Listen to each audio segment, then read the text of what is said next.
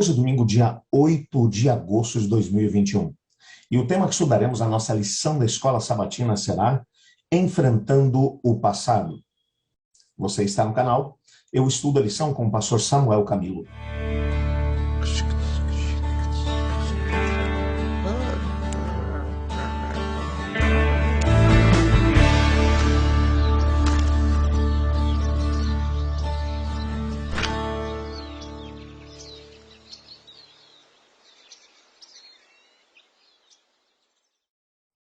Finalmente as coisas estavam indo bem para José. José havia sido nomeado como governador do Egito e 7 anos de fartura haviam vindo sobre o país, exatamente como José havia previsto no sonho que o faraó havia tido. Durante aqueles 7 anos, José construiu celeiros, ele conseguiu criar um imposto especial, onde a quinta parte de cada colheita era recolhida como impostos e guardada nesses depósitos. O fato é que, no final de 7 anos, todos os depósitos em todas as partes do país estavam completamente abarrotados. José havia conseguido realmente mas uma grande quantidade de recursos para enfrentar os próximos 7 anos de fome. E exatamente como José havia previsto, aconteceu.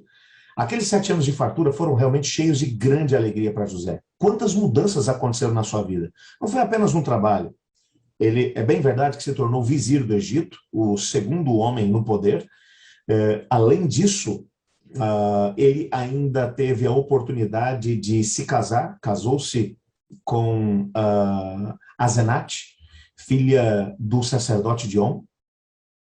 Com ela, ele teve 2 filhos, Manassés e Efraim. Enfim, as coisas estavam realmente acontecendo de maneira tremenda. Tudo prosperava na vida do José, tanto na sua vida pessoal, como também na sua administração. Todas as pessoas do país olhavam para José como o salvador do país, porque tinha realmente aí um período de grande fome adiante deles, e eles sabiam que, assim como José estava conseguindo administrar tão bem em época de prosperidade, ele conseguiria também prosperar na época da adversidade. Exatamente no final dos 7 anos de fartura, começam 7 anos de fome. 2 anos já haviam se passado. E mais ou menos 2 anos depois que a fome estava assolando não apenas o Egito, mas toda aquela região do Oriente, pessoas de todos os lugares, não apenas do Egito, vieram até José. Muito provavelmente no primeiro ano, no final do primeiro ano de fome, José abriu os celeiros e começou agora a vender o trigo para os egípcios, e ao mesmo tempo para as pessoas das nações que estavam em volta do próprio Egito. Souberam que lá haviam recursos que haviam se preparado para aquele momento e começaram a procurar neles soluções. Tente imaginar como essa crise deve ter afetado o próprio acampamento de Jacó. Numa sociedade agropastoril, onde atividades como agricultura e pecuária representavam a única fonte de renda da família, você pode imaginar como sobreviver, como manter os rebanhos num tempo de seca, num tempo em que não existem pastos para o rebanho e, ao mesmo tempo, não tem comida, o solo não está produzindo, as colheitas não vêm. Nós não sabemos como foi que Jacó conseguiu ultrapassar essa situação. Provavelmente ele tinha alguns recursos guardados e com esses recursos ele foi comprando mantimentos para poder manter a família. O fato é que em Canaã as portas se fecharam e nessa altura ele fica sabendo que no Egito tem provisões. Ele chama agora os filhos. O que é que havia acontecido nesse tempo em que o José havia passado lá no Egito? José, como já mencionei, ele havia passado 13 anos entre o período em que ele esteve como escravo e, ao mesmo tempo, como prisioneiro. Depois, mais 7 anos, então 13 mais 7, você tem aí 20 anos, 7 anos de fartura, né? E mais 2 anos do período de fome, ou seja, 22 anos desde que ele havia partido. Quando ele havia partido, o seu irmão Benjamim, que era filho da mesma mãe, Benjamim ainda era muito pequeno. O fato é que agora Benjamim já era um homem. Estamos falando de 22 anos, aproximadamente, depois do José ter saído de lá da terra de Canaã. José agora está num processo de administração, e enquanto ele está administrando os recursos, o fato é que os irmãos foram enviados pelo pai para o Egito para poderem comprar mantimentos. Benjamim, o filho da sua mulher amada, o último que havia sobrado é Raquel, fica junto com ele em casa. Agora, os 10 irmãos viajam até o Egito. Você pode imaginar essa cena?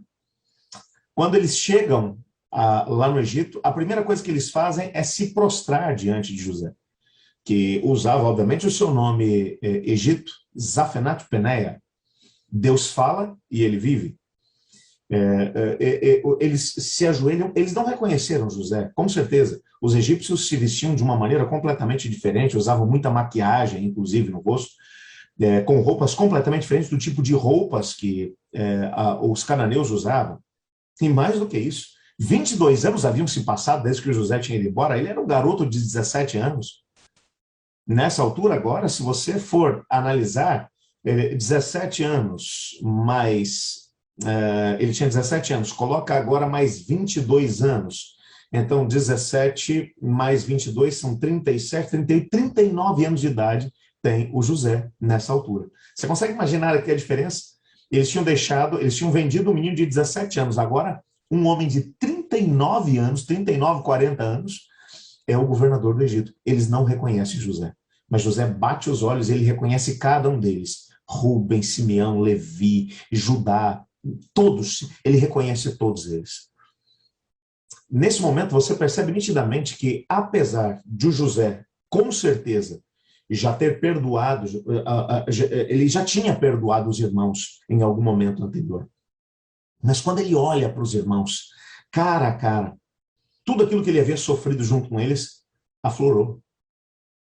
Existem alguns estudos que mostram que pessoas que passaram por situações de abuso, quando se encontram, mesmo que já tenham superado tudo isso, quando se deparam com o lugar onde sofreram esses abusos, com as pessoas que os abusaram, muito daquilo volta dentro deles. José ficou profundamente tocado com o que aconteceu. E ele agora, você percebe nitidamente que o que ele está fazendo, a estratégia que ele vai utilizar é para poder tentar perceber se houve uma mudança no coração dos irmãos. José poderia ter, se ele realmente não houvesse perdoado os irmãos, naquele momento o que ele poderia fazer simplesmente era, ele não precisava dar explicações. Ele poderia ter simplesmente dado uma ordem e os soldados do Egito teriam executado os irmãos ali na frente dele. Ou teriam segurado os irmãos e ele mesmo poderia ter executado os irmãos, se ele assim o desejasse. Portanto, você percebe nitidamente que José já tinha perdoado os irmãos antes que os irmãos chegassem ali. Por isso, ele não age com vingança. É difícil de pensar dessa maneira. Eu gosto de pensar em Cristo Jesus, na cruz do Calvário, que tinha o poder para descer de lá. Tinha o poder para que, com a força de um pensamento, fizesse com aqueles que o haviam colocado na cruz desaparecessem. Mas antes mesmo que aquelas pessoas compreendessem o que estavam fazendo, ele já as tinha perdoado. É tanto que da cruz ele vai orar, Pai, perdoa-lhes, porque eles não sabem o que estão fazendo. José tem uma perspectiva muito parecida com essa. Sabe, quando nós não podemos compreender a atitude de José, a não ser que nós compreendamos o que ele fez à luz da cruz. Todos nós fomos comprados pelo sangue de Cristo e legalmente somos todos dele. Qualquer pessoa que seja abusiva, ela está atacando a propriedade de Jesus Cristo. Por isso, é tão complicado de poder lidar com situações abusivas. Cada um, é claro, tem o seu tempo para conseguir superar situações como essa. Quando pessoas próximas denigrem a nossa imagem, quando falsamente levantam situações que mancham o seu nome. José tinha experimentado tudo isso. É muito difícil conseguir romper com isso tudo. E precisamos nos lembrar que esses ataques que são feitos dessa maneira, eles são vistos como ataques ao próprio Cristo Jesus. Então, como é que a gente vai perdoar pessoas assim? É bem verdade que o perdão ele deve ser oferecido porque nós olhamos para Cristo Jesus e percebemos até onde ele foi para poder nos perdoar. Ele nos perdoou mesmo antes de nós sequer sabermos que éramos pecadores. E exatamente porque fomos perdoados, nós somos chamados a oferecer o perdão. E ao mesmo tempo, quando nós não perdoamos, dizem que o ódio, o ressentimento, a amargura, o rancor é um veneno que nós tomamos querendo que o outro morra. Não faz sentido. É exatamente por isso que, quando olhamos para José, nós percebemos que ele tinha algumas coisas em mente. José, com certeza, estava muito preocupado naquele momento em tentar descobrir se os irmãos haviam mudado naqueles 22 anos. Ele se preocupava, por exemplo, com seu irmão Benjamim. Será que Benjamim estaria sofrendo nas mãos dos irmãos o que ele havia sofrido? Será que o seu pai, Jacó, ainda vivia? Ou havia também sofrido na mão dos irmãos e, quem sabe, até deixado de existir? Talvez tivesse até morrido. Ele precisava saber, agora, em que pé estava a situação, porque ele agora se preocupava com o restante da família. Mas uma coisa tem que ficar bem clara. Antes que ele pudesse fazer qualquer tipo de teste com os irmãos, ele já os tinha perdoado. Isso tem que fazer com que a gente pare para poder pensar na nossa situação. E pensar no que devemos fazer diante de situações de amargura, de rancor. O nosso coração é mau. E nós temos a tendência de entrar num sentimento de autocomiseração, dizer eu não mereço isso, é tão difícil. Eu posso dizer que houve momentos na minha vida em que eu tive muita dificuldade de poder esquecer algumas coisas que foram feitas contra mim, contra a minha família. Há algum tempo atrás, como eu mencionei já há algumas lições, algumas acusações muito sérias que denegriram a minha imagem foram levantadas por algumas pessoas muito próximas de mim, amigos, colegas de ministério. E eu sabia que eram inverdades. Eu poderia ter ido para as redes sociais, como alguns colegas às vezes querem fazer. A verdade tem que ser exposta. Eu poderia ter confrontado as pessoas, mas eu escolhi colocar toda essa situação nas mãos de Deus. E tomei uma decisão, a decisão de que eu ia perdoar aquelas pessoas. Apesar da decisão tomada, eu confesso que precisei de pelo menos 2 anos para poder resolver todas essas situações junto com Deus. Eu tomei a decisão de perdoar, mas eu precisei de um período de 2 anos para que Deus tirasse toda a mágoa, todo o ressentimento do meu coração. Hoje eu já sou capaz de poder me lembrar de tudo que aconteceu e já não dói mais no coração. Isso é sinal de que a situação foi resolvida. Quando você olha para José, você percebe nitidamente que José passou por essa mesma história. Eu não sei quanto tempo ele precisou para poder resolver aqui e aqui essa situação. Mas o fato é que quando os irmãos chegaram, ele já tinha resolvido. Toda a estratégia que ele vai utilizar a partir desse momento é para tentar descobrir se os irmãos haviam mudado. Porque uma coisa é o perdão oferecido. Outra coisa bem diferente é o que você vai fazer com as pessoas, ou como você vai lidar com as pessoas, que tipo de relacionamento você vai ter com as pessoas que praticaram o abuso a partir desse momento. José sabia que se os irmãos não tivessem mudado a sua conduta, se eles não tivessem sido transformados com o tempo, eles continuariam praticando abusos com outras pessoas, quem sabe com o seu irmão Benjamim, quem sabe com o próprio pai. Então toda a estratégia que ele vai fazer a partir daquele momento é para tentar perceber se os irmãos haviam mudado. Mas o perdão ele já tinha oferecido anteriormente. Temos muito a aprender com José. Hoje eu gostaria de orar a Deus, pedindo a Deus para que Ele nos desse a coragem suficiente para tomarmos a decisão de poder resolver talvez essas pendências que nós temos na nossa vida. Aquelas mágoas, aqueles rancores. Tem gente que diz assim, aconteceu um negócio há 30, 40 anos atrás, assim, eu não esqueço, eu não perdoo. Olha para José.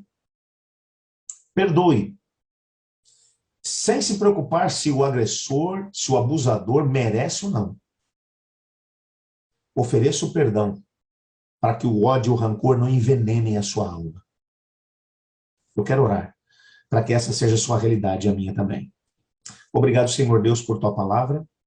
Obrigado porque o Senhor nos ama, apesar de nós mesmos. Obrigado por teu perdão que é incondicional. Ajuda-nos a conseguirmos aprender com José a perdoar da mesma maneira. Pois é em nome de Jesus que oramos. Amém. Eu estudo a lição. E você?